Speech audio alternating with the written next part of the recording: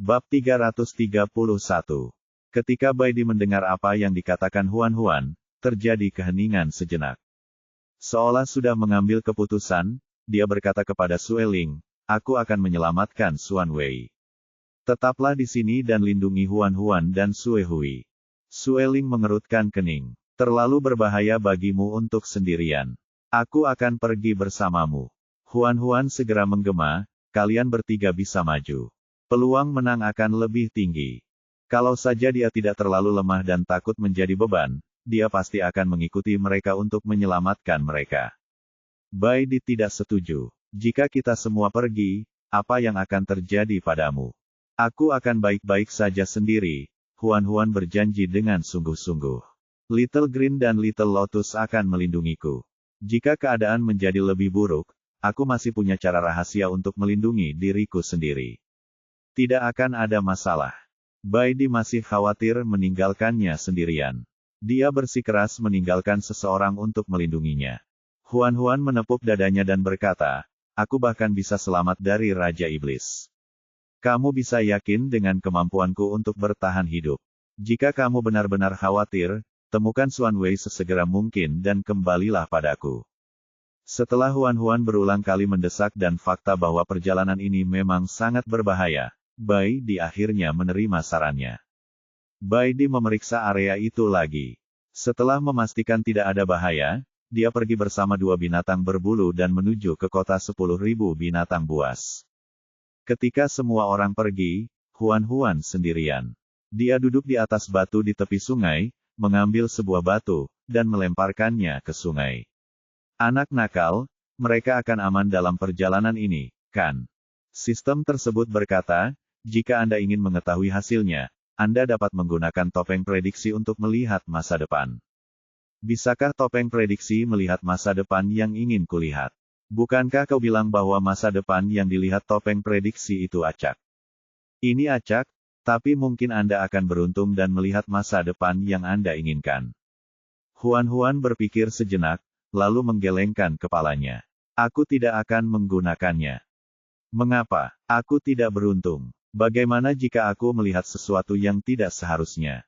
Aku akan menakuti diriku sendiri lagi. Untuk apa repot-repot?" Huan selalu ingat saat terakhir kali dia melihat dirinya terbunuh.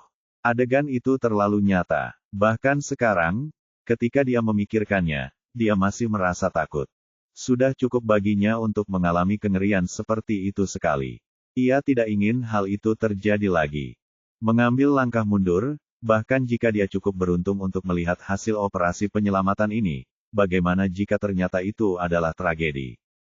Bukankah dia akan menangis sampai mati? Lebih baik tidak melihat. Setidaknya dia masih bisa berharap. Sistem itu berkata, "Mereka pasti baik-baik saja." Huan menghela napas. "Terima kasih atas kenyamananmu." Matahari perlahan terbenam, dan malam menyelimuti hutan. Udara mulai terasa dingin.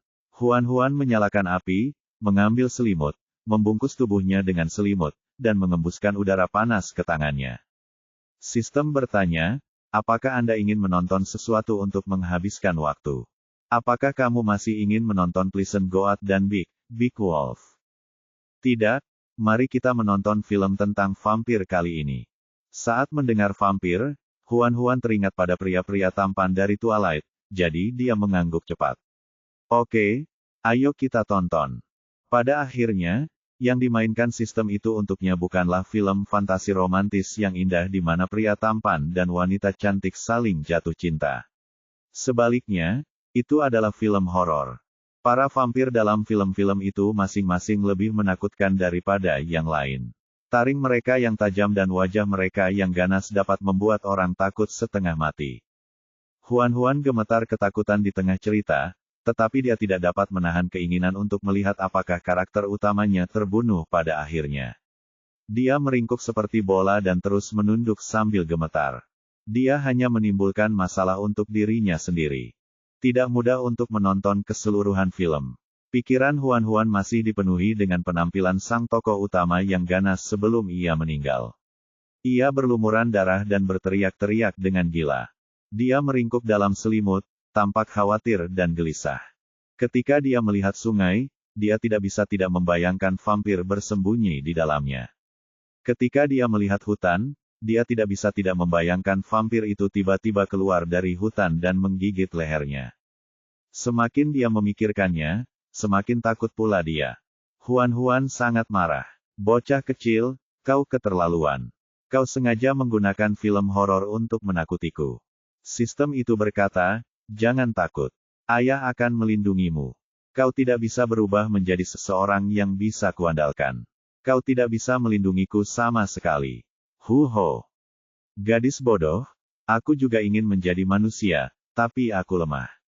Setiap kali aku menjadi manusia, aku harus beristirahat dalam waktu yang lama. Jika itu terjadi, aku tidak akan bisa mengobrol denganmu. Huan mendengus. Kalau begitu cepat pikirkan cara untuk membantuku melupakan vampir-vampir di kepalaku. Kenapa tidak? Kita lanjutkan menonton Pleasant Goat dan Big Wolf. Huan memikirkannya tetapi tidak dapat memikirkan ide yang lebih baik, jadi dia mengangguk. Baiklah. Oleh karena itu, mereka berdua menonton Pleasant Goat dan Big Wolf sepanjang malam. Baru pada hari berikutnya Huan bisa melupakan lagu penutup itu. Dia menggelengkan kepalanya yang bingung seperti orang bodoh dan tertegun cukup lama sebelum sadar kembali. Saat itu fajar. Huan memanjat batu besar dan berdiri berjinjit untuk menjulurkan lehernya. Dia masih tidak melihat Baidi dan yang lainnya. Sudah semalaman. Kenapa mereka belum kembali? Huan menjadi semakin khawatir. Bahkan ketika sistem mengundangnya untuk menonton kartun lagi, dia tidak berminat untuk menontonnya. Dia langsung menolak. Tepat saat dia mondar-mandir dengan cemas, Baidi dan yang lainnya akhirnya kembali. Harimau putih itu menggendong Xuan Wei di punggungnya. Sue Ling dan Sue Hui mendarat di tanah, menarik sayap mereka, dan membantu mengangkat Xuan Wei ke tanah. Huan berjalan cepat. Xuan Wei sudah tidak sadarkan diri. Baju besi logam di tubuhnya sudah hancur berkeping-keping, tetapi topeng logam di wajahnya masih utuh.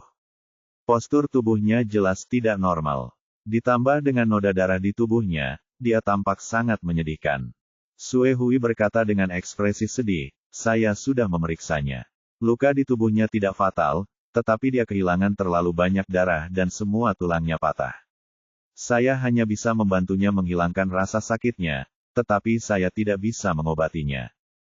Huan berjongkok dan dengan hati-hati memeriksa luka di tubuh Xuan Wei. Sebagian besar lukanya adalah luka cambuk. Sebagian lagi adalah luka bakar yang disebabkan oleh alat penyiksaan. Kulitnya robek, dan dagingnya hancur. Dari bekas lukanya terlihat jelas bahwa dia telah menerima hukuman yang sangat mengerikan. Orang-orang dari kuil itu telah mencoba memukulinya hingga mati. Mereka tidak berniat membiarkannya hidup. Huan melirik Baidi. Aku bisa menyelamatkannya. Namun, jika dia bergerak, dia pasti akan mengungkap rahasia bahwa darah dagingnya dapat menyembuhkan semua penyakit. Baidi tidak berkata apa-apa. Dia khawatir dengan keselamatan Xuan Wei, tetapi dia tidak ingin mengungkap rahasia Huan. Sue Ling berkata, selamatkan dia. Tetap saja, Baidi tidak mengatakan apapun. Huan tahu bahwa dia masih ragu-ragu. Dia berkata, Xuan Wei adalah saudaramu. Dia juga penyelamatku. Secara logika, kita harus menyelamatkannya. Sue Hui tampaknya mengerti. Pada akhirnya, Baidi memilih untuk menyelamatkannya. Seperti yang dikatakan Huan, jika mereka tidak menyelamatkannya, mereka tidak akan pernah bisa melewati rintangan ini. Bab 332. Sue Ling pergi bersama Sue Hui, menggunakan alasan untuk mengumpulkan informasi dan berburu. Huan mengeluarkan pisau tulang, memotong pergelangan tangannya, dan meneteskan darah ke dalam mangkuk. Xuan Wei terluka parah. Jika Huan hanya menggunakan sedikit darahnya, itu pasti tidak akan banyak gunanya. Huan baru berhenti setelah mengisi mangkuk dengan darah. Dia melilitkan kain di sekitar luka dan berkata kepada Baidi, beri dia makan dulu. Kalau kurang, aku akan memerasnya lagi. Baidi menatap wajah pucatnya dan berterima kasih padanya. Huan tersenyum. Kita ini keluarga. Jangan berbasa-basi seperti itu. Aku akan sedih. Baidi membantu kepala Xuan Wei berdiri dan menuangkan darahnya ke mulutnya hingga tidak ada yang tersisa. Sesaat kemudian, darah Huan Huan mulai berefek. Luka-luka di tubuh Xuan Wei sembuh dengan sangat cepat. Kulit baru tumbuh dari area yang melepuh. Tak lama kemudian, luka-luka di tubuhnya pada dasarnya sembuh. Baidi mengangkat lengannya dan menyentuh tulang Xuan Wei beberapa kali untuk memastikan tulangnya sembuh. Huan Huan bertanya, "Bagaimana? Sudah selesai. Seharusnya tidak ada lagi yang harus kita lakukan." Baidi mengembalikan lengan Xuan Wei. Huan Huan menghela napas panjang. "Baguslah. Tunjukkan tanganmu padaku." Huan Huan mengulurkan tangannya dengan patuh. Baidi memegang pergelangan tangannya dengan satu tangan dan melepaskan ikatan kapas dengan tangan lainnya. Hatinya sakit saat melihat luka yang dalam. Dia tidak bisa menahan diri untuk tidak menegurnya.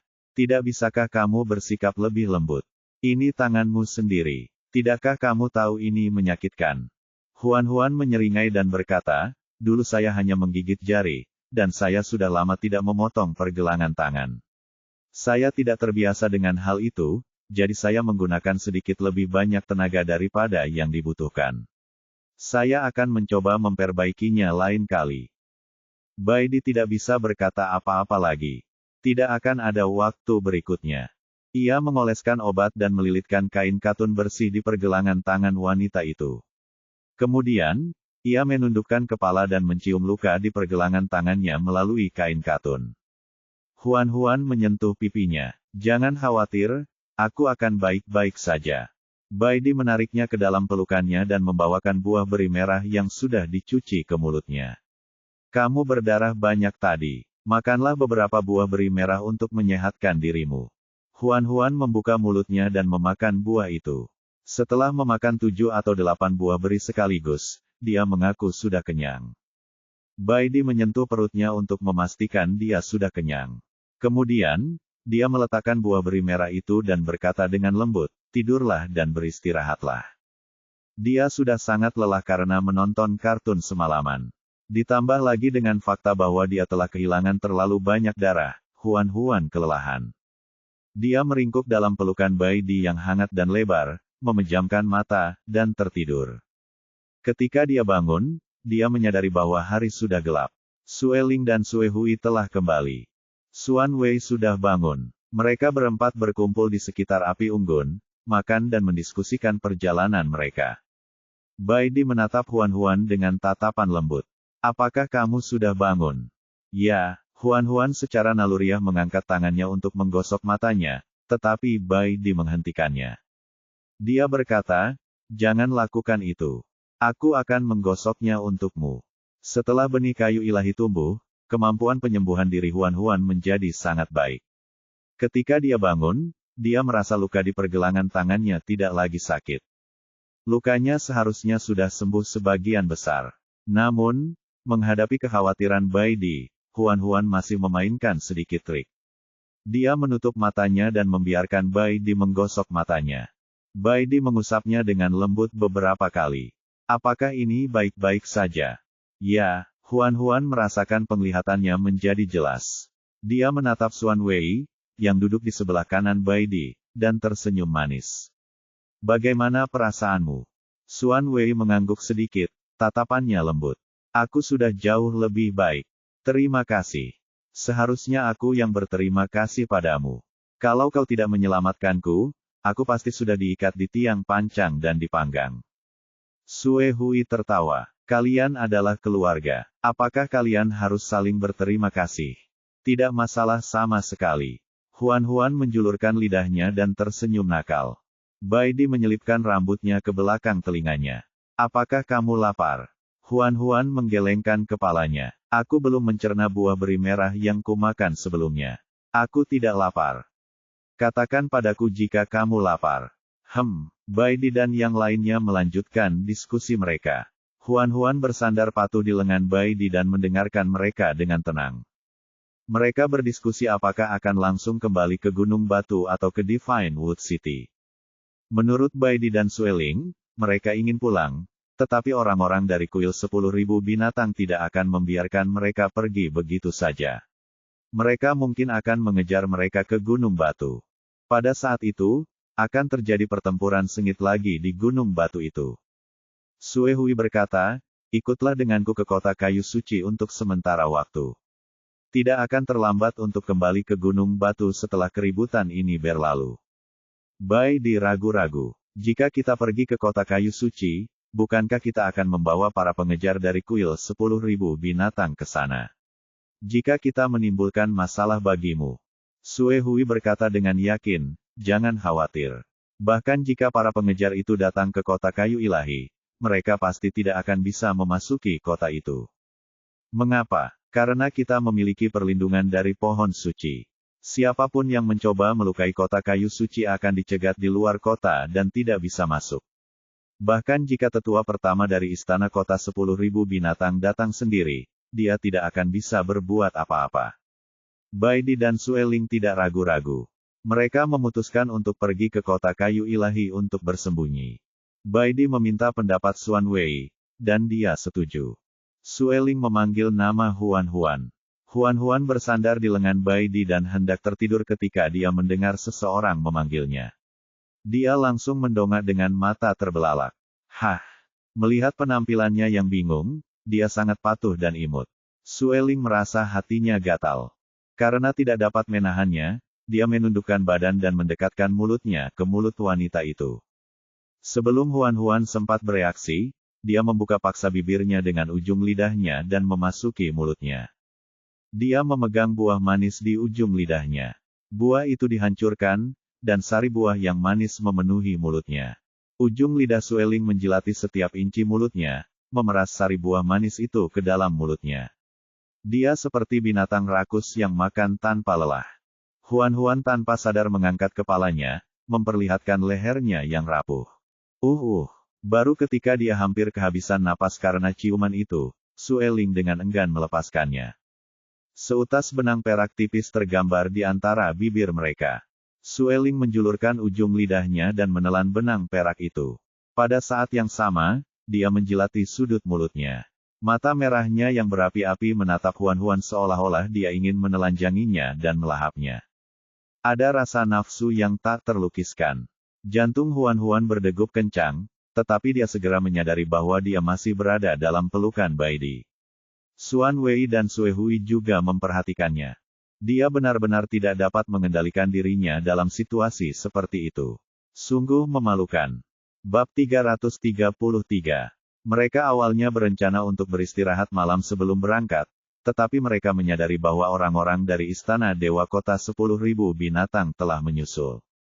Tidak ada cara untuk beristirahat sekarang. Sue Ling menggendong Huan Huan ke langit, diikuti oleh Sue Hui.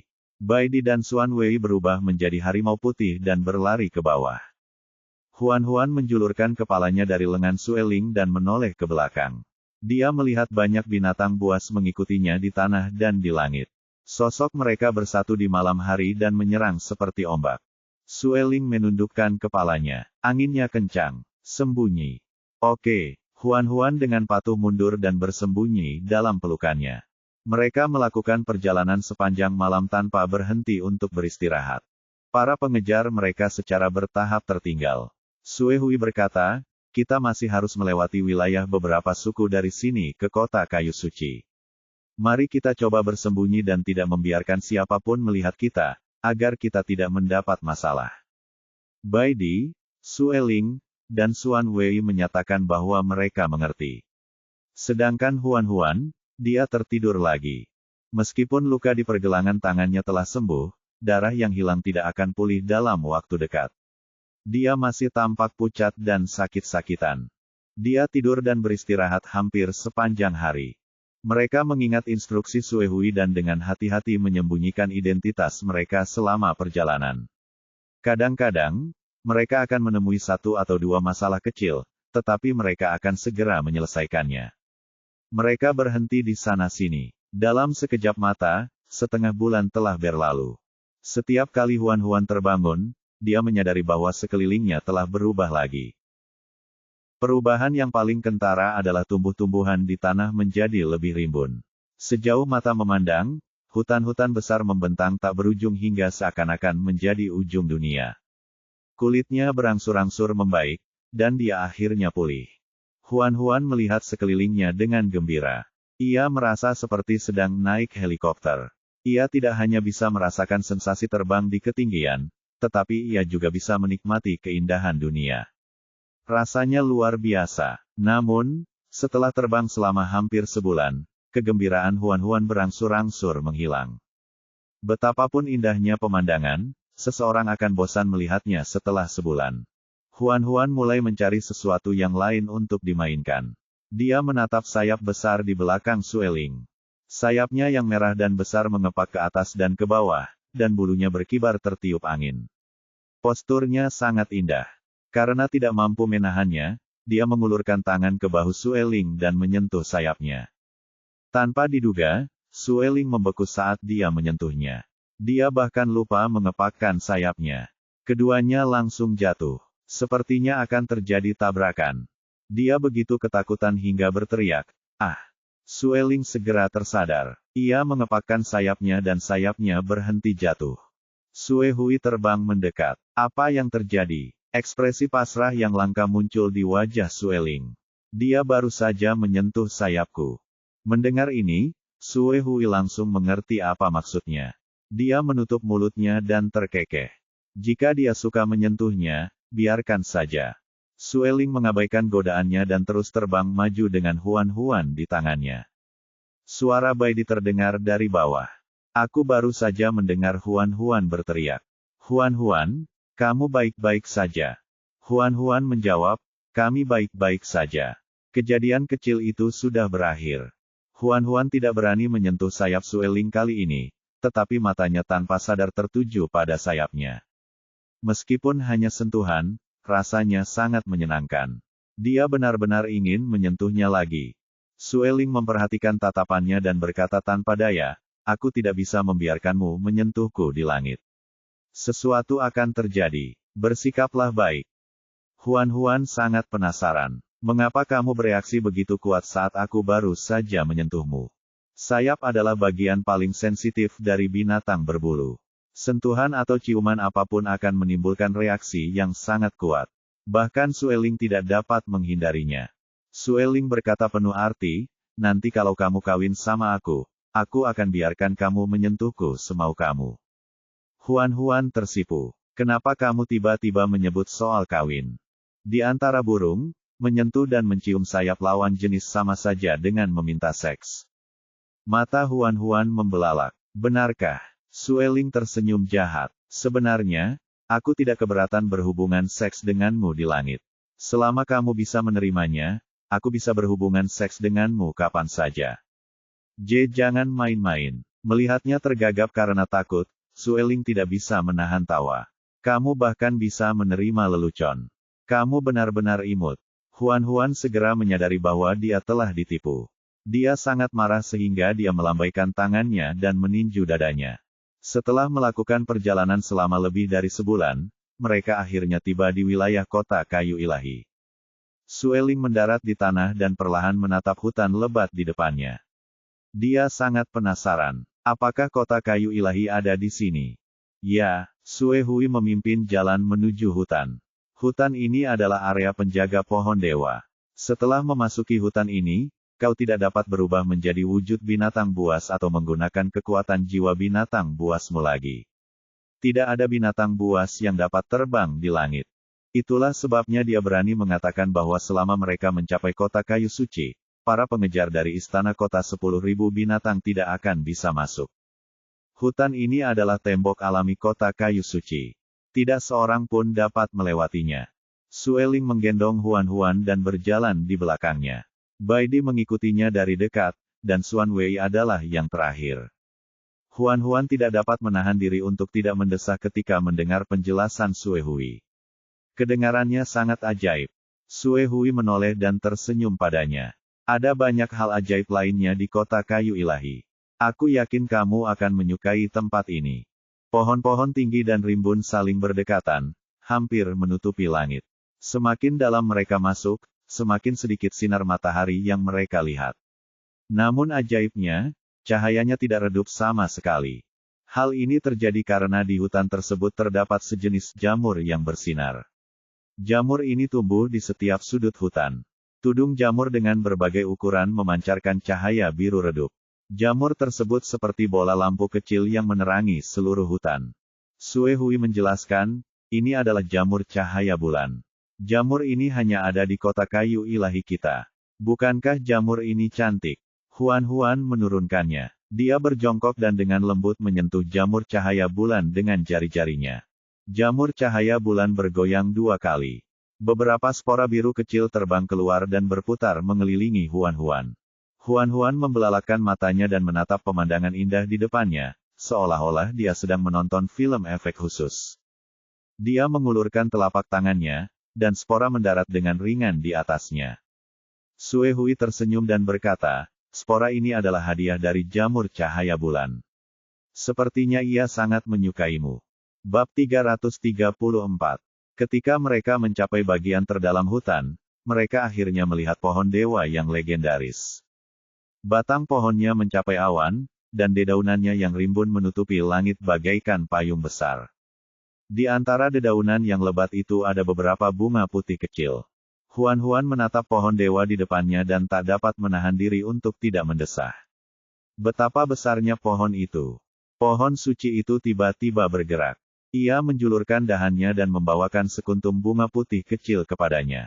Ia mengeluarkan suara pelan yang penuh dengan perubahan. Untukmu.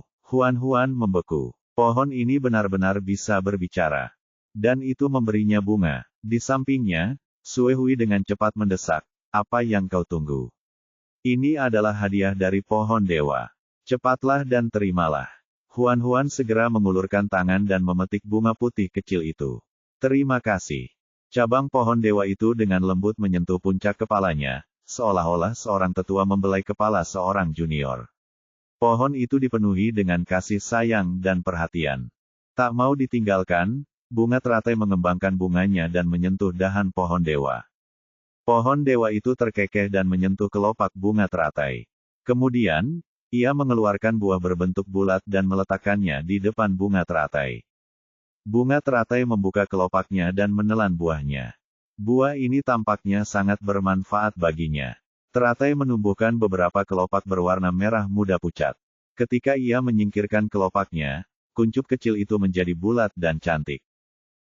Berpegang pada prinsip berbagi hal-hal baik dengan saudara-saudaranya yang baik, teratai itu berbalik dan berteriak kepada harimau gunung, si hijau kecil, keluarlah. Si hijau kecil menjulurkan kepalanya.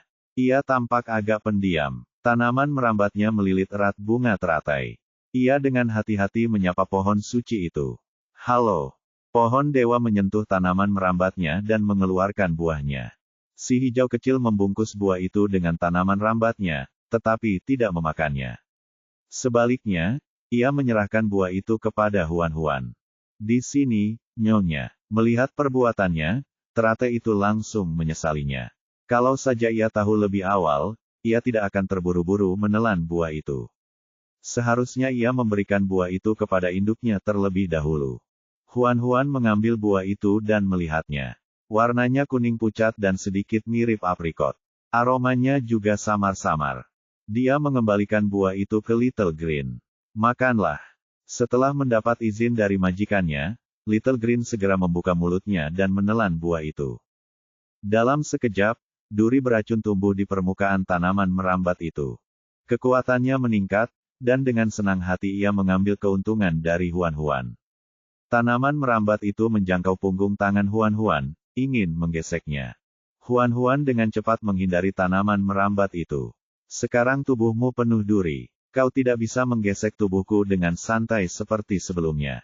Dengan begitu banyak duri beracun, lapisan daging di punggung tangannya pasti akan terkikis. Little Green, yang mencoba membujuk tetapi ditolak, merasa langit akan runtuh. Daun-daun di tanaman merambat itu menggantung. Nyonya tidak menyukainya lagi. Huan Huan segera menyentuh daunnya. Jika kau ingin menggosokkan tubuhmu padaku di masa depan, gunakan saja daunmu. Jangan gunakan tanaman merambatmu. Aku akan terluka. Si hijau kecil yang baru saja dibelai, langsung menjadi gembira lagi. Ia mengusap-usap daunnya ke ujung jarinya dan mengangguk senang. Oke. Huan Huan menatap pohon dewa di depannya. Terima kasih atas buahnya. Little Lotus dan Little Green mengucapkan terima kasih kepada pohon bersama-sama. Pohon dewa berkata, kalian semua anak baik. Walaupun tidak memiliki wajah, Huan-Huan masih dapat merasakan bahwa pohon dewa itu pasti sedang tersenyum. Sue Hui memperingatkan, sudah larut malam. Kita harus masuk. Huan-Huan perlahan menyelipkan bunga putih kecil itu ke kerah kemejanya. Dia mengambil kembali teratai dan Little Green. Sueling menggendongnya dan terus berjalan masuk. Dia menoleh dan melambaikan tangan ke pohon dewa. Selamat tinggal. Daun-daun pohon dewa bergoyang lembut dan berdesir seolah-olah menanggapi ucapan selamat tinggalnya. Entah mengapa, Huan-Huan merasakan keakraban yang tak dapat dijelaskan dengan pohon suci ini, terutama saat pohon itu mendekatinya. Ia tidak hanya tidak menolaknya sama sekali, tetapi ia juga tidak dapat menahan perasaan dekat dengannya. Dia merasa seolah-olah dia adalah sesepuh yang baik dan dapat diandalkan. Saat mereka berjalan, Sue Hui memperkenalkan, pohon dewa awalnya adalah pohon pedang. Pohon itu dulunya bersahabat dengan kayu dewa. Kemudian, kayu dewa layu dan pohon pedang tertidur lelap. Namun, pohon itu masih melindungi hutan ini, jadi kami menyebutnya pohon dewa. Huan-Huan tampaknya telah memahami sesuatu. Ternyata pohon dewa dan kayu dewa adalah kenalan lama. Tidak heran dia merasakan keakraban yang tidak dapat dijelaskan dengannya. Sueling berkata setengah bercanda, baru saja, aku melihat pohon dewa itu sedang bersenang-senang dengan Huan-Huan dan yang lainnya. Sepertinya pohon itu tidak sedang tidur. Ceritanya panjang. Singkatnya, pohon dewa itu baru saja bangkit belum lama ini. Kita masih belum tahu siapa yang membangunkannya. Sue Hui menghela napas dalam-dalam. Jika kita bisa menemukan orang itu, klan kayu dewa kita mungkin akan terlahir kembali. Huan-Huan bingung. Terlahir kembali. Apa maksudnya? Tidak ada. Karena tidak ingin membahas hal ini, Sue Hui segera mengganti topik pembicaraan dan melanjutkan memperkenalkan mereka pada berbagai karakteristik hutan. Seorang pemuda tampan tiba-tiba tergantung di pohon. Ia menyeringai dan menatap Huan-Huan dengan wajah lebar. Terkejut, Huan-Huan terkejut. Sueling melindungi Huan-Huan dengan satu tangan sementara tangan lainnya berubah menjadi cakar yang mencengkeram pihak lain. Pemuda itu cepat menghindar. Gerakannya sangat ringan. Dia berkata sambil tersenyum nakal, saya hanya bercanda. Jangan dianggap terlalu serius. Sue Hui menepuk bagian belakang kepalanya dan memarahinya dengan marah, Huan-Huan itu pemalu. Jangan membuatnya takut. Pemuda itu memegangi kepalanya dan merasa sangat kesal. Imam besar berkata bahwa kamu membawa tamu. Aku datang khusus untuk menjemputmu. Namun, alih-alih berterima kasih, kamu malah memukulku. Kamu keterlaluan. Mengabaikan tuduhannya, Sue Hui berkata dengan dingin, pimpin jalan. Pemuda itu tampak sangat takut padanya. Ia menggumamkan sesuatu dengan suara pelan, lalu dengan patuh berlari untuk memimpin jalan. Melihat bahwa itu adalah seorang kenalan, Sueling mencabut cakarnya. Sue Hui berbalik dan berkata kepada Huan-Huan, namanya Ah Gui. Dia salah satu dari kita. Dia sangat nakal dan suka menggoda orang. Kalau kamu bertemu dengannya nanti, ingatlah untuk menjauh darinya agar kamu tidak diganggu lagi. Huan-Huan menjawab, baiklah. Ah Gui punya telinga yang tajam. Ketika mendengar apa yang dikatakan Sue Hui, dia berteriak dengan tidak senang, bagaimana aku bisa menggertaknya? Aku bercanda dengannya karena dia imut. Jika dia binatang buas lainnya, aku tidak akan peduli dengan mereka.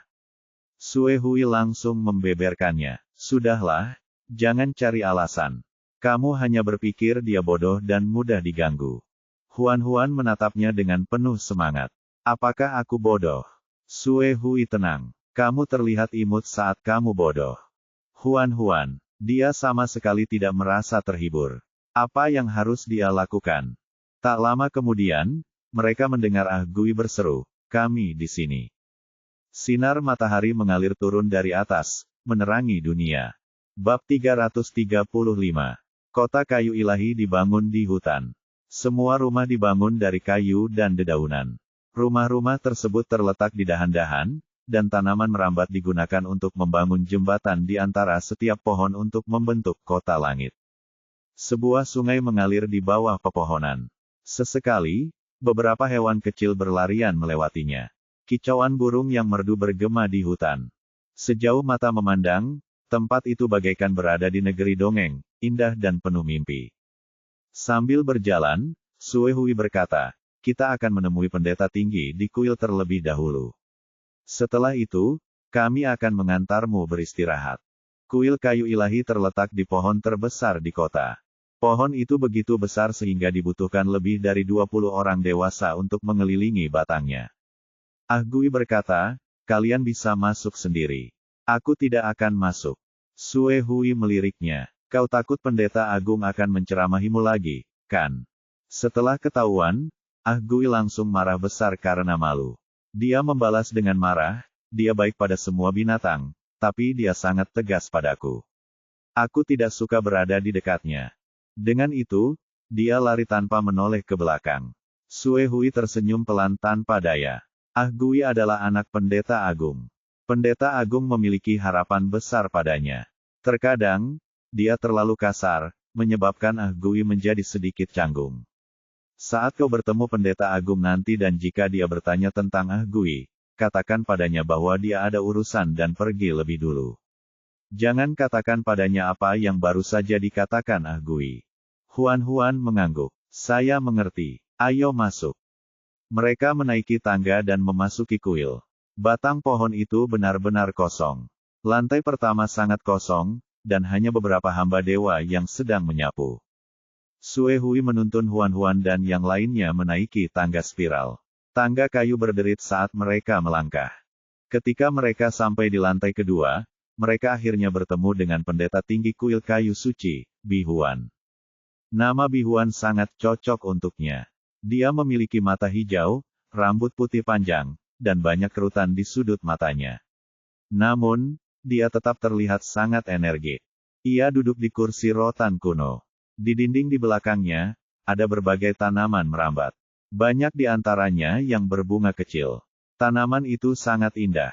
Ia memegang tongkat panjang di tangannya. Tongkat itu terbuat dari beberapa tanaman merambat layu yang dililitkan menjadi satu. Jika diperhatikan lebih dekat, orang akan melihat banyak pola halus pada tanaman merambat itu. Sue Hui membungkuk padanya. Tuan Bi Huan, aku kembali. Bi Huan mengangguk pelan. Kudengar dari tumbuhan di hutan bahwa kau membawa 4 tamu, jadi aku meminta Ah Gui untuk menjemputmu.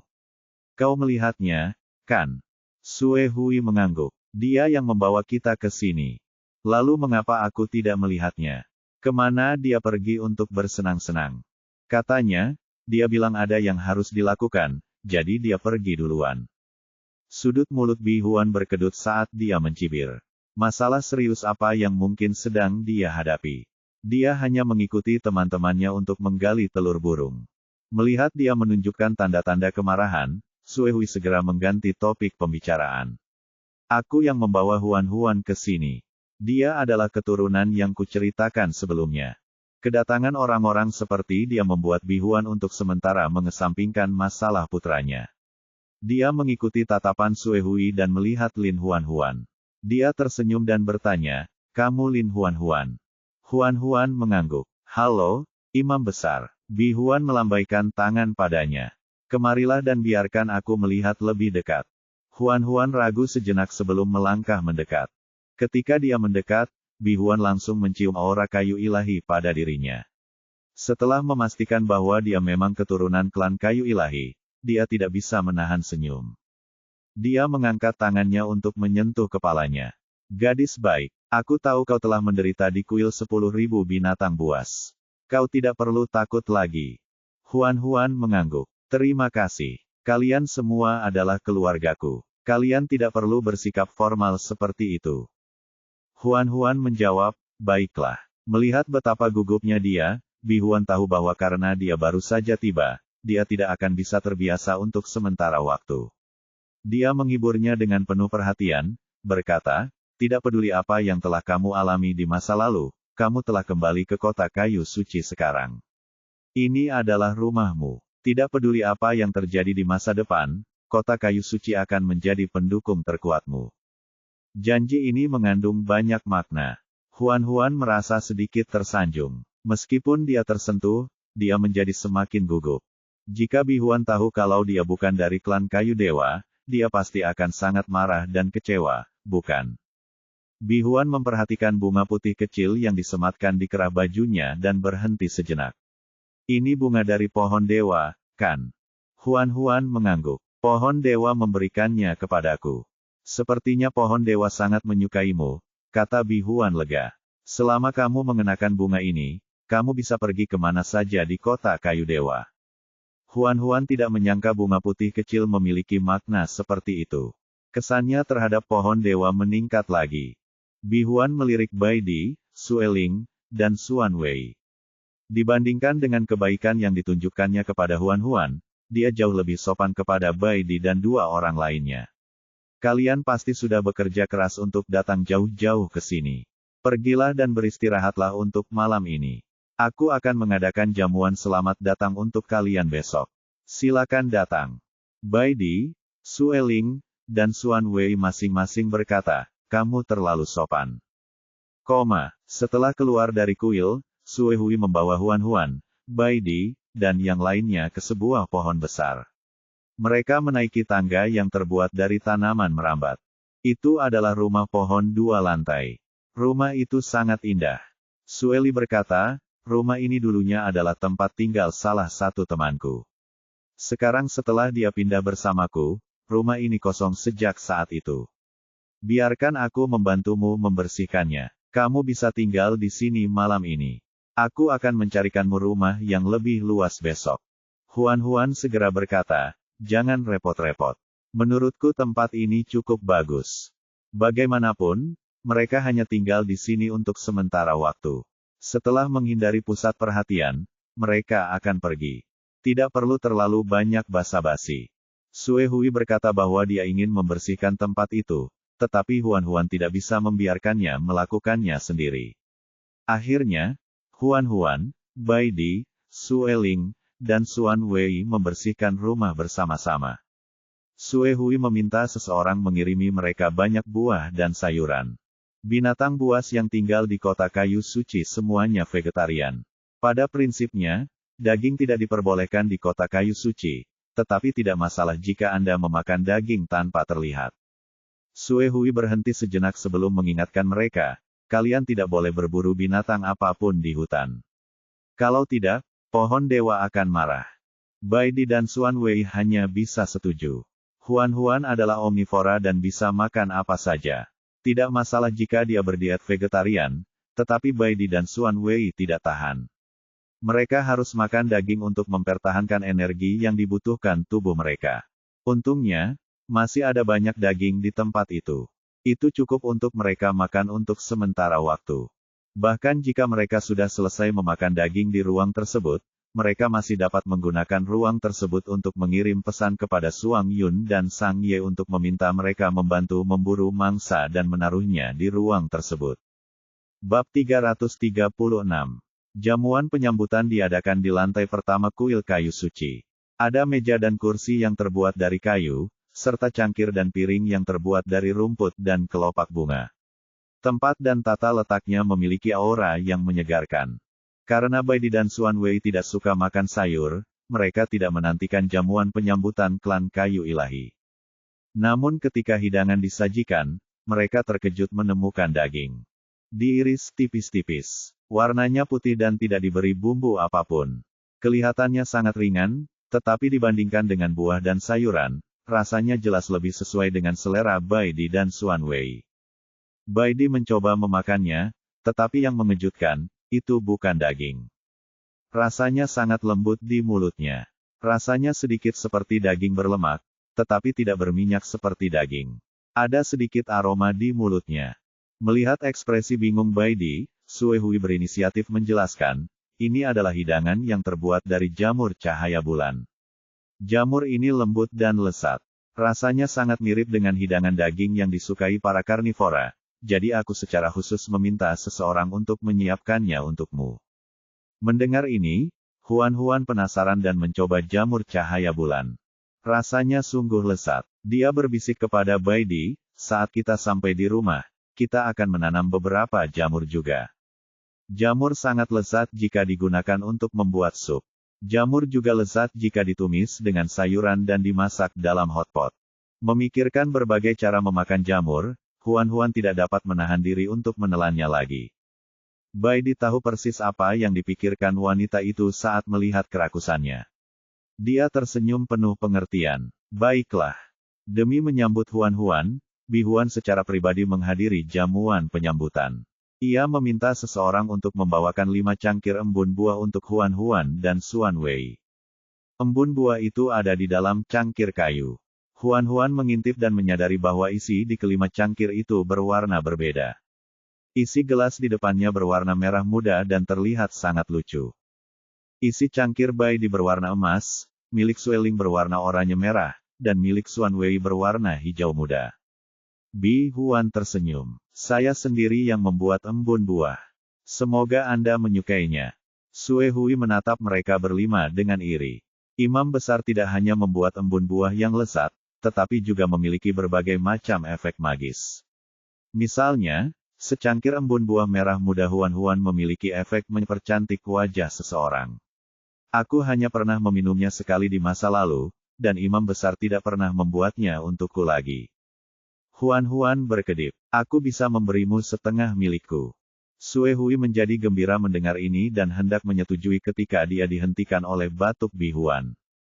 Bi Huan terbatuk 2 kali dan berkata, jika kamu ingin meminumnya, aku akan membuatnya untukmu nanti. Segelas embun buah ini khusus untuk Huan. Jangan ambil barang-barangnya. Huan dengan cepat berkata, tidak apa-apa bahkan jika aku tidak meminumnya. Tidak. Ini aturannya. Kamu tidak boleh main-main. Melihat ekspresi serius Bi Huan tidak bisa berkata apa-apa lagi. Dia menatap Sue Hui dengan penuh rasa bersalah. Sue Hui tersenyum. Jangan menatapku seperti itu. Pendeta Agung sudah mengatakan bahwa dia akan membuat lebih banyak embun buah untukku. Aku menantikannya. Cepatlah minum embun buahmu. Jika kamu membiarkannya terlalu lama, rasanya tidak akan segar. Huan menjawab, baiklah.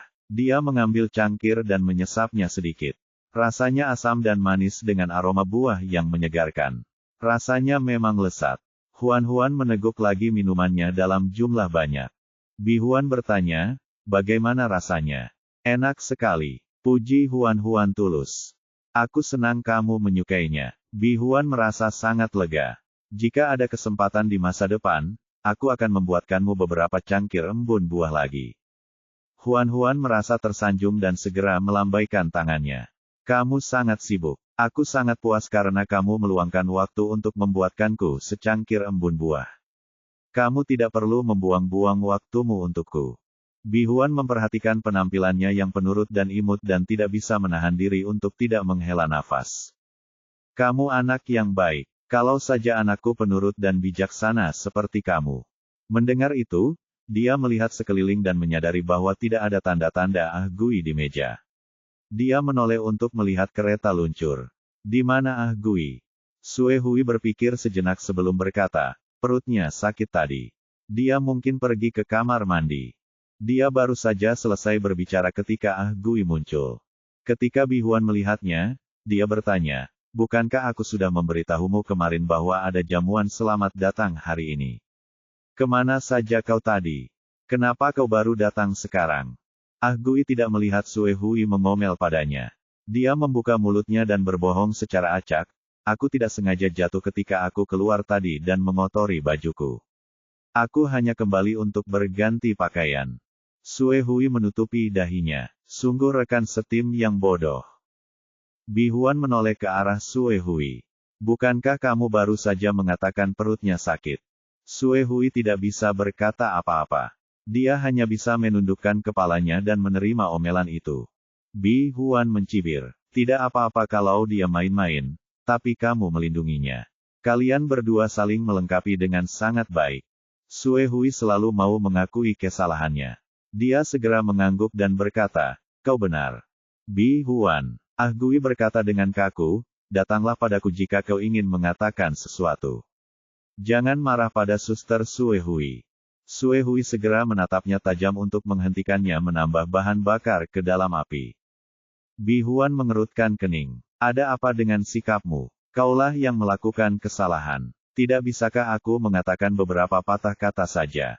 Apa kesalahanku? Tanyanya dengan wajar. Kemarin aku sudah bilang padamu bahwa jamuan penyambutan ini sangat penting.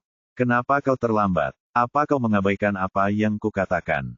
Memangnya kenapa kalau aku terlambat? Tidak masalah aku ada di sini atau tidak. Anda, Bihuan mengerutkan kening karena marah, mata hijaunya berubah menjadi hijau tua. Ah Gui merasa sedikit lemas karena tatapan tajamnya, namun kemudian dia membusungkan dadanya dan balas melotot ke arahnya, memperlihatkan bahwa dia sama sekali tidak takut padanya. Suasana yang awalnya gembira, langsung berubah tenang. Sue Hui segera bangkit dan menarik Ah Gui ke samping. Dia berbisik, ada tamu yang hadir hari ini. Jangan banyak bicara, tolong bantu aku, oke. Ah Gui masih marah, tapi dia menatap Sue Hui dengan wajah marah dan menjawab, baiklah. Sue Hui menariknya ke kursi. Bi Huan meliriknya. Meskipun dia tidak senang, dia tidak mengatakan apapun lagi. Sue Hui tersenyum dan mengucapkan beberapa patah kata untuk meredakan suasana sebelum menekan suasana canggung. Setelah makan dan minum, Bai Di menggendong Huan Huan kembali. Huan Huan memberi instruksi, kita harus mengajari anak-anak dengan baik di masa depan. Kita tidak boleh bersikap kasar kepada mereka tanpa alasan. Jangan biarkan mereka menjadi canggung seperti Ah Gui. Sungguh melelahkan membesarkan anak nakal. Bai Di tersenyum. Bai Bai dan Xiao Bai sangat patuh. Berbicara tentang bayi harimau, Huan Huan hanya bisa menghela napas. Ia berharap semua kekacauan ini akan segera berlalu. Ia merindukan anak-anak. Saat kembali ke tempat tinggalnya, Huan Huan menguap. Bai Di melihat bahwa dia mengantuk, jadi dia menidurkannya dan menutupinya dengan selimut. Huan Huan menutup matanya dan tertidur dengan cepat. Dia bermimpi banyak malam itu. Bab 337. Huan Huan membuka matanya, terbangun. Dia duduk dan menyadari bahwa Bai Di, yang seharusnya tidur di sampingnya, telah pergi. Kemana dia pergi di tengah malam? Huan Huan sangat bingung. Dia mengangkat selimut, memakai sepatu, dan berjalan keluar kamar tidur. Tidak ada seorang pun di bawah juga. Bukan hanya Bai Di, tetapi Sue Ling dan Xuan Wei juga tidak terlihat. Keraguan Huan Huan semakin menjadi-jadi. Dia mendorong pintu hingga terbuka dan berjalan keluar. Dia melihat bahwa di luar sudah gelap. Hanya ruang kosong di bawah yang dipenuhi banyak obor. Ada banyak binatang yang berlutut di tempat terbuka. Mereka menyilangkan tangan di depan dada dan memandang ke depan dengan penuh rasa hormat. Huan Huan mengikuti pandangan mereka dan melihat sebuah pohon besar di depan mereka. Di bawah pohon berdiri seorang gadis muda mengenakan rok putih dan kemeja hitam. Wajah gadis itu ditutupi topeng putih. Ada bunga teratai merah di antara kedua alisnya. Dia mengangkat lengannya, memperlihatkan lonceng perak di pergelangan tangannya. Kakinya yang telanjang melangkah pelan di atas rumput, dan roknya bergoyang seperti ombak. Suara nyaring lonceng menyebar ke seluruh hutan. Bunga-bunga emas yang tak terhitung jumlahnya bermekaran di pohon itu. Kelopak-kelopaknya berguguran dan membentuk karpet emas di bawah kakinya. Itu seperti brokat terbaik yang mengarah ke surga. Para binatang mulai berlutut. Suara nyanyian samar terdengar dari cakrawala. Huan Huan melihat bahwa tarian gadis itu sangat familiar. Tarian itu sama persis dengan tarian yang pernah ditarikannya. Tanpa sengaja, dia berjalan mendekat. Kakinya tidak meninggalkan jejak di kelopak bunga berwarna emas itu. Gadis itu tampaknya menyadari kedatangan Huan Huan. Kakinya yang telanjang menggambar lingkaran di kelopak bunga berwarna emas. Dia menari-nari sambil berjalan menuju Huan Huan. Huan Huan menatapnya dan bergumam, "Siapa kamu?" Ujung jari gadis itu menyentuh pipinya. Suaranya lembut. "Aku adalah kamu. Apakah kamu aku?" "Ya," bisik gadis itu mesra di telinganya sambil melingkarkan lengannya di pinggangnya. "Aku adalah kamu." Tatapan Huan Huan berangsur-angsur menjadi tidak fokus, dan tubuhnya tanpa sadar menerima pendekatan gadis itu. Tubuh mereka berangsur-angsur menjadi transparan, seolah-olah mereka akan menyatu. Pada saat itu, sebuah tangan besar menekan bahu Huan Huan. Huan Huan terkejut. Ia berbalik dan melihat seorang pria tampan berdiri di belakangnya. Ia melihat wajahnya dengan jelas dan tak kuasa menahan diri untuk tidak berteriak, "Nabi." Namun, pihak lainnya berkata, saya bukan nabi. Saya ayahmu. Huan, meskipun aku tahu kau si bocah kecil, terlalu berlebihan bagimu untuk menyebut dirimu sebagai ayahku. Sistem itu tampak persis seperti sang nabi. Matanya tersembunyi di balik kain yang terbuat dari sutra hiu. Bibirnya yang tipis terbuka. Jangan percaya semua ini. Apa yang kau lihat hanyalah mimpi. Mimpi. Huan berkedip perlahan seolah tidak mengerti apa yang sedang dibicarakannya. Sistem itu mendekatinya. Bangun. Ini hanya mimpi. Huan melihat sekeliling dan menyadari bahwa pemandangan di sekitarnya telah berubah. Semua binatang buas telah menghilang, berubah menjadi tumpukan tulang putih. Pohon besar itu juga telah layu, hanya menyisakan cabang yang layu. Kelopak bunga di tanah telah lama berubah menjadi abu. Pemandangan indah yang tadi terjadi langsung berubah menjadi neraka. Sedangkan gadis bertopeng itu masih berdiri di tempatnya. Gaun putih dan kemeja hitamnya sudah compang camping dan berlumuran darah. Gadis itu menatap Huan dengan dingin. Tatapannya seperti pisau beracun yang menusuknya. Mengapa kamu tidak menyelamatkan kami? Kulit kepala Huan mati rasa. Dia tidak bisa menahan diri untuk berkata, aku tidak bisa menyelamatkanmu. Aku tidak bisa menyelamatkan siapapun. Kau bisa menyelamatkan kami, tapi kau menyerahkan kami. Huan memegangi kepalanya dan terus menyangkalnya. Tidak. Semua orang sudah mati. Kenapa hanya kau yang selamat? Kenapa kau tidak mati bersama kami? Kepala Huan terasa sakit. Tidak, bukan seperti itu. Sistem itu berkata, tenanglah. Jangan biarkan mimpi itu memengaruhi pikiranmu. Huan tidak dapat mendengarnya. Emosinya sangat buruk. Dia gemetar dan memancarkan aura hitam samar. Ekspresi sistem berubah sedikit. Sudah waktunya bagimu untuk bangun. Dia mengeluarkan pisau tulang dan menusukkannya ke dada Huan. Darah berceceran. Mata Huan membelalak saat dia menatapnya dengan tak percaya. Akhirnya, dia jatuh ke dalam genangan darah. Huan tiba-tiba membuka matanya. Dia melihat langit-langit di atasnya dan terengah-engah. Butuh beberapa saat baginya untuk pulih dari mimpi buruk itu. Wah, untungnya itu cuma mimpi. Huan duduk dan menyentuh dadanya. Perasaan jantungnya yang tertusuk pisau tulang itu sangat nyata. Bahkan sekarang, dia masih merasa takut. Kemana Bai Di pergi? Huan menyadari bahwa tidak ada apapun di sampingnya. Bai Di, yang seharusnya tidur di sampingnya, telah pergi. Dia mengangkat selimutnya dan duduk. Dia memakai sepatunya dan berjalan menuruni tangga. Bukan hanya Bai Di, tetapi Sueling dan Xuan Wei juga ikut pergi. Kemana perginya mereka bertiga di tengah malam? Dipenuhi keraguan, Huan mendorong pintu hingga terbuka dan berjalan keluar. Di luar gelap, kecuali banyak obor di ruang terbuka di bawah. Ada banyak binatang berlutut di tempat api menyala.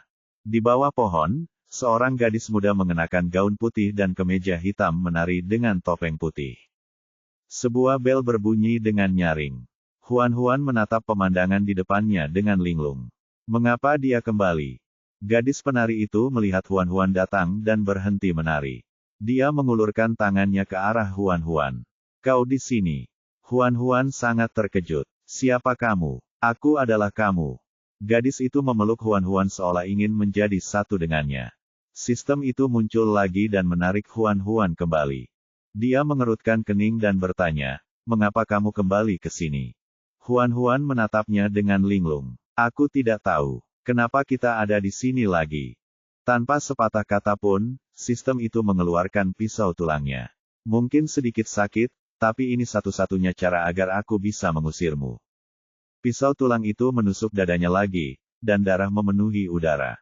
Huan sangat kesakitan hingga ia tidak bisa bernapas. Ia terjatuh ke dalam genangan darah. Sebelum dia kehilangan kesadaran, dia mendengar sistem itu berkata, jangan datang lagi. Huan membuka matanya lagi. Langit-langitnya masih tampak familiar, dan masih tak ada seorang pun di sampingnya. Bai Di, Sueling, dan Xuan Wei semuanya telah pergi. Dia perlahan membuka pintu dan berjalan keluar. Dia melihat binatang-binatang berlutut di luar dan gadis muda itu menari di bawah pohon. Gadis itu memeluknya lagi. Suaranya lembut, Tetapi kata-katanya jahat. Kamu tidak akan bisa melarikan diri.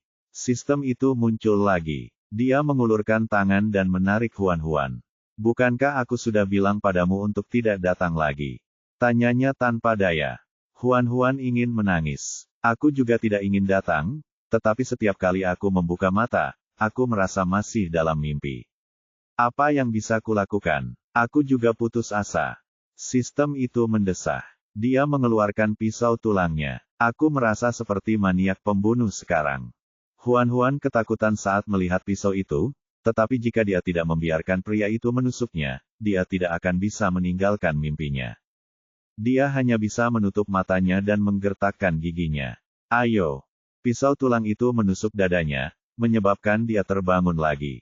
Tetapi ketika dia membuka matanya, dia mendapati bahwa tetap saja tidak ada seorang pun di sampingnya. Gadis berbaju putih dan kemeja hitam berdiri di bawah pohon dan tersenyum padanya. Sudah kubilang, kau tidak akan bisa melarikan diri. Bab 338. Huan-Huan menghabiskan sepanjang malam dalam mimpi yang terus berulang. Dia tidak keluar dari mimpinya sampai fajar. Huan-Huan perlahan membuka matanya dan melihat Bai Di tertidur di sampingnya. Rambut putihnya yang panjang berserakan di tempat tidur, dan wajahnya yang tampan tampak hangat di bawah cahaya pagi. Dia menghela napas panjang lega. Dia akhirnya bangun. Bai Di segera merasakan bahwa gadis kecil dalam pelukannya sudah bangun. Dia membuka matanya dan menundukkan kepalanya untuk mencium keningnya. Selamat pagi. Suaranya masih serak karena bangun tidur, membuatnya terdengar sangat seksi. Huan-Huan mendongak dan mencium dagunya. Kamu masih terlihat sangat tampan hari ini. Pasrah dengan pujiannya, Bai Di mengusap kepalanya. Tidurlah sedikit lebih lama. Aku akan menyiapkan sarapan. Dia menopang satu tangan di sisi wajahnya saat dia berpakaian. Dia memiliki bentuk tubuh yang bagus dengan bahu yang lebar, pinggang yang ramping, dan kaki yang jenjang. Bermandikan sinar matahari pagi, dia sangat tampan dan menggoda. Setelah berpakaian, Bai Di berbalik dan melihat gadis kecil itu menatapnya. Dia tersenyum. Apa yang ingin kamu makan hari ini? Huan-Huan berkata, aku ingin memakanmu. Bai Di berpikir sejenak, lalu mulai membuka pakaiannya. Dia bersikap memanjakan. Agak melelahkan melakukan ini dengan perut kosong, tapi aku bisa memberikannya kepadamu kapan saja jika kamu membutuhkannya. Huan-Huan tidak tahu apakah harus tertawa atau menangis. Aku hanya bilang, jangan benar-benar melepas pakaianmu. Cepat pakai. Aku masih menunggu untuk memakan sarapan buatanmu. Bai Di kembali berpakaian, tetapi sebelum pergi, dia berbalik dan mengedipkan mata padanya. Jika kamu benar-benar lapar, kamu bisa datang menemuiku di dapur bawah. Kita bisa makan sambil memasak. Huan-Huan tersenyum seperti orang bodoh. Cepat pergi.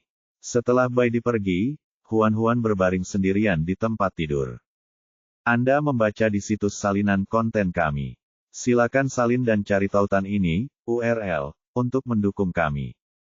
Dia berdiri. Sambil berpakaian, dia menelepon sistem dan bertanya tentang mimpinya tadi malam. Sistem itu berkata, seseorang menggunakan dream control padamu. Apa? Huan-Huan belum pernah mendengar hal seperti itu dan tercengang.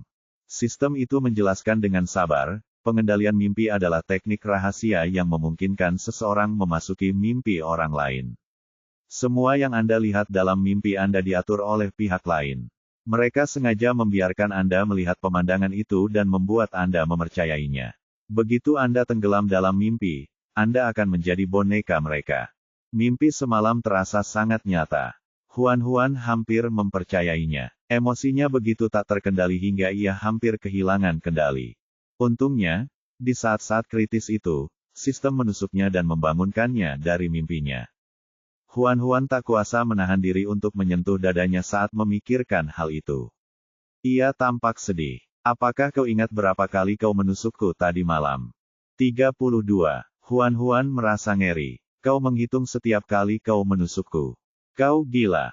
Sistem itu tersenyum bangga. Saya tidak pernah menikam seseorang sebanyak ini dalam hidup saya.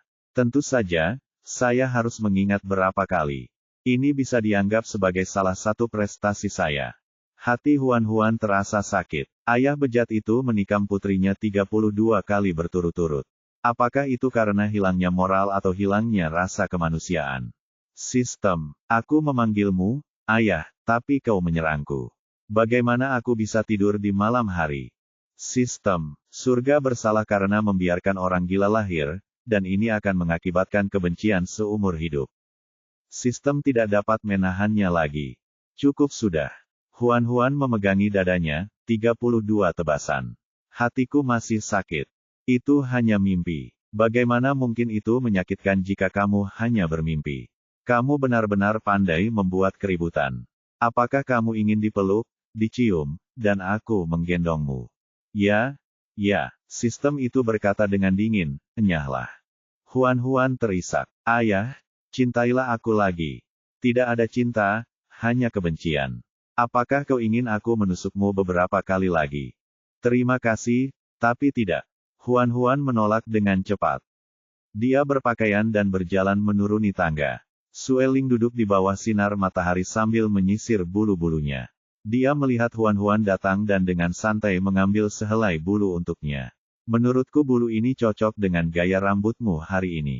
Huan-Huan mengambil bulu itu dan bertanya dengan rasa ingin tahu, apakah tidak sakit mencabut bulu dari tubuhmu? Bukan aku yang mencabut bulu ini. Bulu itu rontok dengan sendirinya. Mata Huan-Huan membelalak. Apakah kamu sudah begitu tua sehingga mulai menua? Alis Sueling berkedut saat dia menjelaskan dengan sabar, ini hanya kerontokan bulu biasa. Saat musim ini tiba, beberapa bulu yang lebih tua akan rontok secara alami. Aku akan menumbuhkan bulu baru yang lebih kuat dan lebih indah. Huan-Huan pun tersadar. Begitu ya, kamu harus menyimpan bulu-bulu yang kuberikan padamu.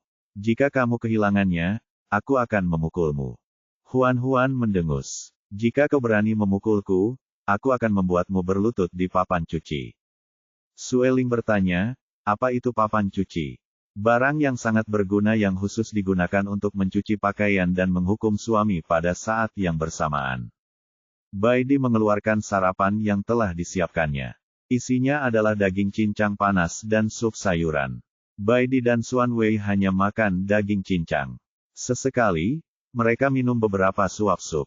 Huan-Huan dan Sueling lebih suka sup dan hanya makan beberapa suap daging cincang. Setelah makan malam, Sue Hui datang ke rumah mereka. Dia berkata, festival bunga cerah akan diadakan 2 hari lagi. Akan ada pesta api unggun besar di kota. Kamu juga bisa ikut bermain. Huan-Huan sangat penasaran. Festival bunga cerah. Festival bunga cerah adalah festival yang unik di kota kayu suci kita. Pada hari itu, semua bunga di hutan akan mekar. Pemandangannya sangat indah. Selain itu, banyak binatang jantan lajang akan mengungkapkan cinta mereka kepada para betina pada hari itu. Akan sangat meriah dan menyenangkan. Sebagai seekor betina yang sudah menikah, Huan-Huan tidak tertarik dengan rayuan binatang jantan, tetapi dia menantikan mekarnya bunga-bunga yang dijelaskan oleh Sue Hui. Dia mengatakan bahwa dia pasti akan menghadiri pesta api unggun hari itu. Setelah Sue Hui pergi, Sueling mencubit-cuping telinga Huan-Huan. Suaranya malas, tetapi ada sedikit nada jahat di dalamnya. Bukankah sudah cukup kau memiliki kami berempat? Kau masih tertarik mencari binatang jantan lain untuk menjadi pasanganmu? Huan-Huan tersipu. Jangan bicara omong kosong. Aku hanya ingin melihat pemandangan bunga-bunga yang bermekaran. Aku tidak pernah berpikir untuk menerima binatang jantan lain selain kalian berempat. Sueling mencium bibirnya. Itu lebih baik. Demi mempersiapkan festival bunga cerah, Sue Hui sangat sibuk. Karena kekurangan tenaga, ia bahkan meminta bantuan Baidi, Sueling, dan Xuan Wei. Huan-Huan bosan tinggal di rumah sendirian. Ah Gui kebetulan datang ke rumahnya dan berkata bahwa dia ingin mengajaknya memetik buah. Dia setuju tanpa banyak keraguan. Dia lalu bergegas membawanya keluar pintu. Huan-Huan berkata, tunggu sebentar. Aku akan memberitahu Baidi dan yang lainnya. Ah Gui mengerutkan kening dan bertanya, apakah kamu masih anak-anak? Mengapa kamu harus melapor kepada teman-temanmu saat kamu keluar? Saya hanya tidak ingin mereka khawatir. Apa hubungannya ini dengan menjadi anak-anak? Ah Gui mendengus. Kalau begitu cepatlah kembali. Waktuku sangat berharga. Huan tidak tahu apakah harus tertawa atau menangis. Baiklah, aku akan segera kembali. Bab 339. Setelah menemukan Baidi, Huan memberitahunya tentang kepergiannya bersama Ah Gui untuk memetik buah. Baidi membelai kepalanya dan berkata dengan lembut, hati-hati di jalan. Pulanglah lebih awal. Huan mengira bahwa hanya dia dan Ah Gui yang akan memetik buah. Ketika dia berlari kembali ke Ah Gui, dia menyadari bahwa Ah Gui sedang bersama temannya. Temannya tampak berusia sekitar 11 atau 12 tahun. Rambutnya pendek, abu-abu kehijauan, dan tubuhnya kecil. Matanya besar, dan ada tato seperti tanaman merambat berwarna hijau tua di lehernya yang ramping. Penampilannya cukup unik. Ah Gui memperkenalkannya secara singkat. Dia temanku. Kau bisa memanggilnya Qian Ye. Huan berjongkok dan menatap Qian Ye. Dia tersenyum dan berkata, halo, namaku Huan.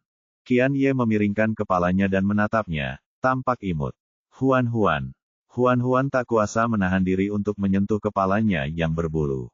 Ia tersenyum dan berkata, menurut perbedaan usia kita, kamu harus memanggilku, Bibi Huan. Tentu saja, jika kamu bersedia memanggilku, kakak, aku akan sangat senang.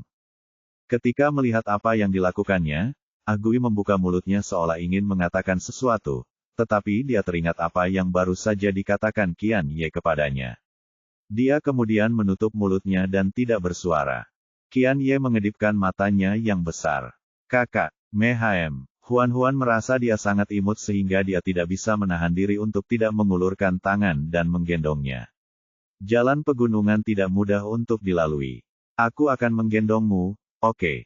Qian Ye melingkarkan lengannya di lehernya dan tersenyum manis. Baiklah. Ah Gui melihat interaksi mereka dan merasakan kulit kepalanya kesemutan. Qian Ye kecil dan ringan untuk digendong, Huan tidak merasa kesulitan sama sekali. Dia melangkah 2 langkah dan menyadari bahwa Ah Gui tidak mengikutinya.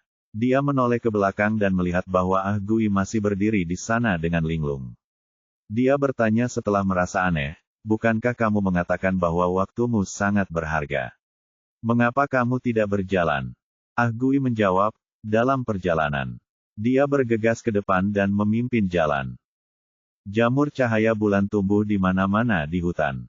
Cahaya biru redupnya seperti bola lampu kecil yang menerangi seluruh hutan. Ah Gui sangat mengenal tempat ini. Ia menemukan pohon buah yang penuh buah dengan mudah. Dia menemukan pohon buah yang lebih dekat dan memanjatnya. Huan menatapnya dan mengingatkannya, hati-hati. Jangan sampai jatuh. Jangan khawatir, aku sering memanjat pohon. Aku tidak pernah jatuh. Ah Gui melangkah tanpa alas kaki di dahan pohon dan tersenyum bangga. Aku akan membuat buah-buah jatuh dari atas. Kalian bisa memetiknya dari bawah. Huan segera berkata, tunggu sebentar. Dia menempatkan Qian Ye di atas sebuah batu besar dan memerintahkannya untuk duduk diam. Qian Ye bertindak patuh. Baiklah. Huan mengambil beberapa helai daun pisang yang lebar dan menyebarkannya di atas rumput. Kemudian, dia menatap Ah Gui di pohon dan melambaikan tangan. Sekarang kamu bisa memetik buahnya. Ah Gui sangat lincah. Ia melesat di antara dedaunan seperti seekor monyet, memetik buah-buah yang matang dan melemparkannya ke bawah pohon. Satu persatu buahnya mendarat di daun pisang. Huan menemukan beberapa helai rumput yang ramping dan lentur, lalu duduk di atas rumput untuk menenun kantong jaring. Qian Ye memperhatikannya sebentar dan merasa tertarik. Ia mengambil beberapa helai rumput dan mengikuti tindakannya menenun kantong jaring. Ketika sebagian besar buah pohon ini telah dipetik, Ah Gui memanjat dahan ke pohon buah lain yang lebih dekat. Huan membiarkan Qian Ye membuka tas jaring anyaman itu. Ia mengambil daun pisang dan meletakkan buah-buahan ke dalam tas jaring.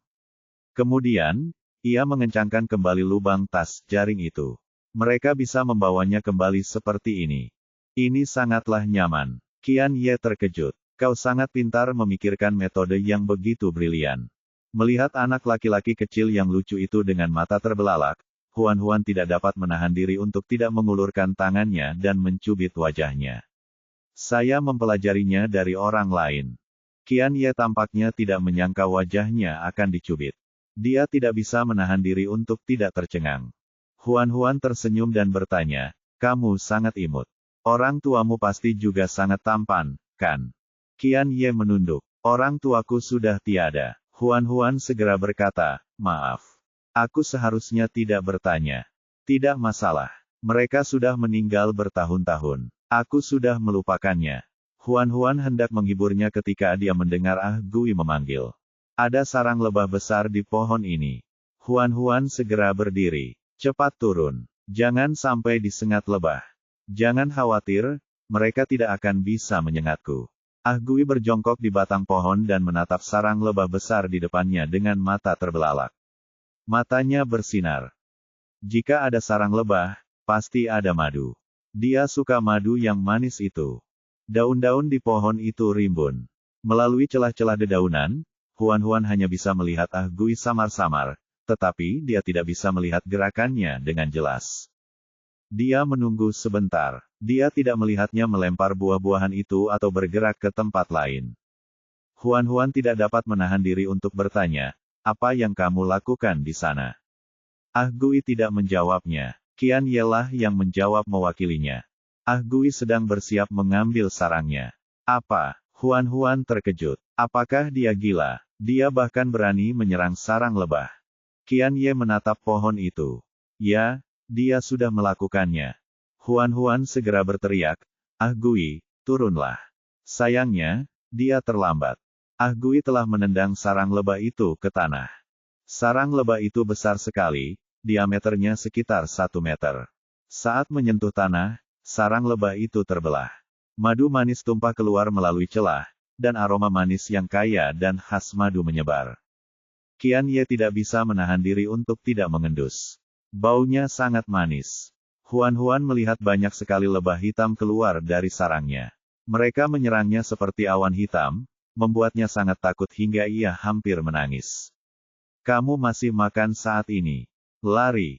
Ada begitu banyak lebah sehingga mereka mungkin bisa menyengatnya sampai mati. Dia menggendong Qian Ye dan berlari. Di belakangnya ada segerombolan lebah yang padat. Huan sangat ketakutan sehingga dia menggunakan seluruh kekuatannya untuk berlari secepat yang dia bisa. Sayangnya, dia masih tidak bisa berlari lebih cepat dari kawanan itu. Jarak di antara mereka semakin pendek. Melihat lebah-lebah itu akan menyusul, Huan tiba-tiba berteriak, teratai kecil. Teratai itu tumbuh, membuka kelopaknya, dan berubah menjadi bunga teratai besar yang menghalangi punggung Huan. Beberapa lebah terbang terlalu cepat dan tidak dapat berhenti sejenak. Mereka jatuh ke mulut si tengkorak dan menjadi makanannya. Lebah yang tersisa segera berhenti seolah-olah mereka telah melihat musuh alami mereka. Mereka nampaknya ragu-ragu antara terus mengejar musuh yang telah menghancurkan rumah mereka atau terbang demi menyelamatkan diri. Teratai mengambil kesempatan itu untuk memakan lebih banyak lebah. Lebah-lebah itu jelas ketakutan oleh keganasannya. Mereka tidak berani ragu. Mereka berbalik di udara dan berlari kembali. Teratai pun enggan mengumpulkan kelopaknya. Huan, yang beruntung bisa lolos, menghela napas lega. Setelah beberapa saat, dia tiba-tiba menyadari bahwa Gui tidak mengikutinya. Pria itu telah menghilang. Bab 340. Memikirkan kekuatan tempur lebah, Huan sangat mengkhawatirkan keselamatan Gui. Dia ingin kembali ke Gui, tetapi dia membawa serta anak laki-laki kecil itu. Tidak mudah baginya untuk bergerak. Jika dia tidak berhati-hati, anak laki-laki itu mungkin juga akan mati. Huan berpikir sejenak. Apakah kamu tahu jalan pulang? Qian Ye mengangguk patuh. Ya, kalau begitu, kau akan baik-baik saja pulang sendiri, kan? Kau tidak akan tersesat, kan? Qian Ye mengangkat kepalanya tinggi-tinggi dan berjanji, tidak masalah. Aku sering berjalan sendirian di hutan ini. Aku mengenal setiap helai rumput di sini. Aku tidak akan tersesat. Huan berkata perlahan, aku akan mencari Gui sekarang. Aku tidak bisa menjagamu. Bisakah kau kembali sendiri dulu? Oke. Huan mengirim pesan kepada Baidi dan Sueling di luar angkasa, meminta mereka datang ke hutan untuk menjemput Qian Ye. Dia melihat Qian Ye pergi, lalu berlari kembali. Huan tidak menyadari bahwa tidak lama setelah dia pergi, Qian Ye, yang seharusnya berada jauh, kembali. Dia diam-diam mengikuti arah yang ditinggalkan Huan-Huan. Huan-Huan menemukan pohon buah tempat mereka memetik buah. Lebah-lebah dan Ah Gui sudah pergi. Bahkan sarang besarnya pun sudah pergi. Hanya sedikit madu yang tersisa di tanah. Dia mengikuti jejak madu yang menetes dan dengan cepat menemukan Ah Gui. Dia memeluk sarang lebah besar itu dan berlari. Lebah-lebah mengejarnya. Ia cepat, tetapi sarangnya begitu berat sehingga ia tidak dapat berlari jauh sebelum ia mulai terengah-engah. Ia melambat tanpa sengaja. Dia tersandung dan jatuh ke tanah. Sarangnya terguling ke samping. Lebah-lebah itu mengerumuni dan menyengatnya hingga ia melolong. Meski begitu, dia tidak lupa mengambil sarang itu dan membawanya.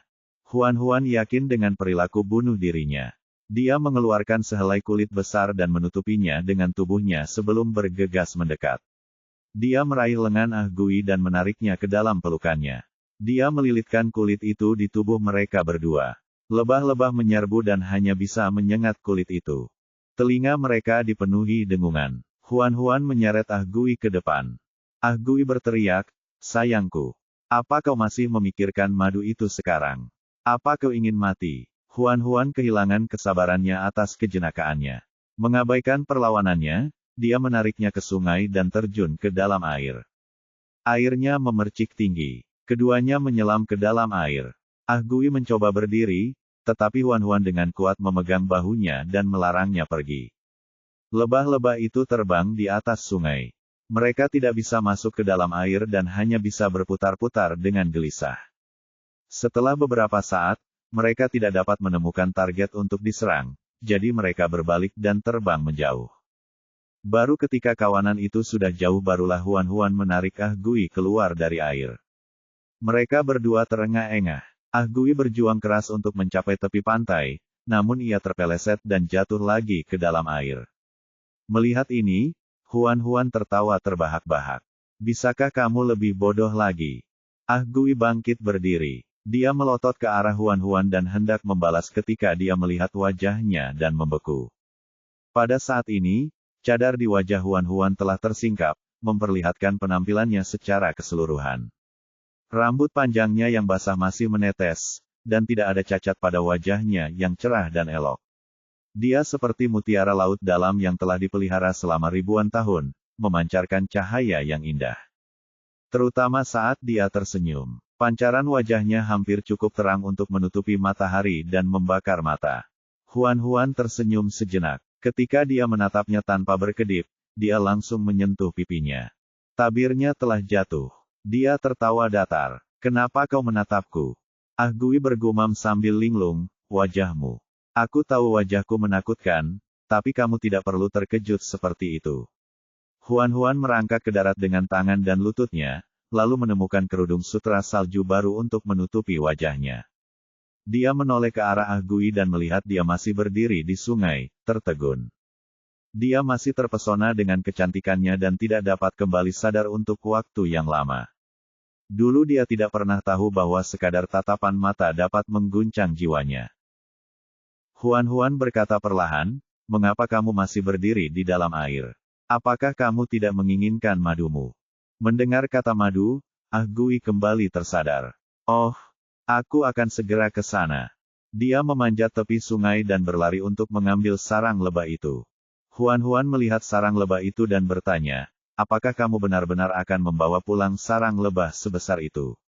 Mengapa kamu tidak mengambil madu di sarang lebah itu terlebih dahulu dan meninggalkannya di sini?" "Tidak, ada banyak hal baik di dalam sarang selain madu. Sayang sekali kalau dibiarkan di sini." Saat berkata demikian, dia sengaja menunduk menatap sarang lebah di tangannya, tidak berani menatap wajah Huan-Huan. Sekalipun mukanya tertutup oleh kerudung sutra salju, setiap kali dia melihatnya, dia tidak dapat melupakan kenangan sekilas yang dia lihat di sungai. Huan-Huan merentangkan tangannya. "Baiklah, asal kamu senang." Suara sistem tiba-tiba terdengar di benaknya. "Saya tidak tahu apakah saya harus mengatakan ini." Huan-Huan berkata, "Iya, seseorang telah mengikutimu sampai ke sini. Sekarang, orang itu bersembunyi di balik pohon di sebelah kananmu. Apakah ada seseorang yang mengikutinya?" Huan-Huan sama sekali tidak menyadarinya. Dia segera berbalik menghadap pohon besar di sebelah kanan dan meminta Little Green dan Little Lotus untuk keluar dan berjaga. Huan bertanya, siapa yang bersembunyi di sana? Keluar. Ah Gui tercengang. Ia mengikuti arah pandangan Huan dan melihat pohon besar itu. Ia terkejut. Apakah ada seseorang yang bersembunyi di balik pohon itu? Tak ada gerakan di balik pohon itu. Seolah-olah tak ada seorang pun di sana. Huan sangat mempercayai penilaian si bocah kecil. Dia berkata lagi, jika kamu tidak keluar, jangan salahkan aku karena bersikap kasar padamu. Setelah beberapa saat, sesosok kecil berjalan keluar dari balik pohon. Itu sebenarnya Qian Ye. Huan sangat terkejut. Kenapa kamu di sini? Bukankah aku sudah menyuruhmu pulang?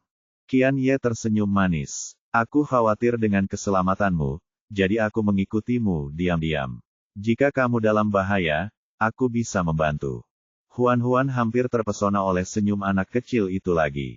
Dia segera berkata pada dirinya sendiri untuk tidak mempercayainya hanya karena dia imut. Bagaimana mungkin seorang anak normal mengikutinya sepanjang jalan tanpa dia sadari? Jika bukan karena pengingat sistem, Huan tidak akan tahu bahwa dirinya sedang diikuti. Dia bertanya dengan tegas, siapa kamu sebenarnya? Qian Ye berkedip, ekspresinya polos. Namaku Qian Ye. Melihat bahwa dia tidak mengatakan kebenaran, Huan menoleh ke arah Ah Gui dan menanyainya tentang identitas asli Qian Ye. Dia tidak bisa menatap wajahnya maupun menatap Qian Ye. Dia hanya bisa menundukkan kepalanya dan berkata dengan suara teredam, tidak bisakah kita menunggu sampai kita kembali? Qian Ye berkata, benar sekali. Hari sudah larut, ayo kita kembali dulu.